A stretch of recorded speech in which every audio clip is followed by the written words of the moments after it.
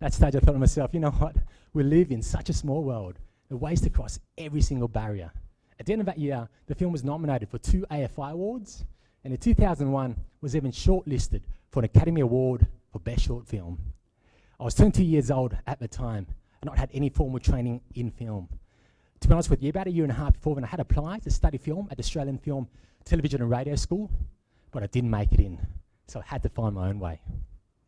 But the one motto though which I guess I've lived my life by, the one thing that I truly believe in, was actually something that was taught to me through the story of one of my uncles, Uncle Hui.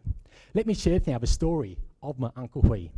My uncle fought in the war, but back in 1975, when the war was over and the tanks rolled into Saigon, he lost everything, including his country. So one day, he and his whole battalion decided to flee the country by boat.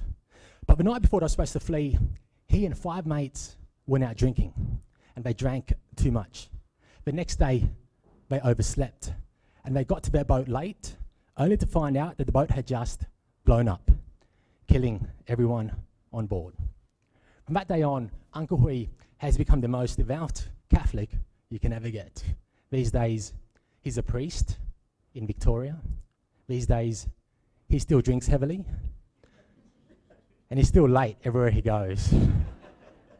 But the one thing that Uncle Hui's story taught me is that in your life, it's often during some of your toughest times, when you're facing your greatest challenges, that you will receive many of your greatest opportunities.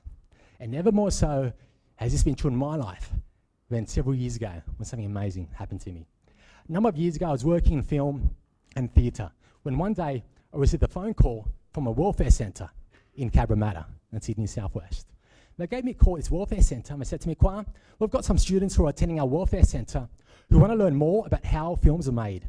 They said, can you come in and talk to them about how films are made? I thought to myself, sure, no worries. In the back of my mind, I thought I'd show up at this welfare centre, talk about filmmaking for 2 hours, and then go home. But that day, I showed up at that welfare centre. That day changed my life, because who these students were completely blew me away. Out of the 7 or so who showed up that first day, one was Rodney. Now, Rodney was homeless.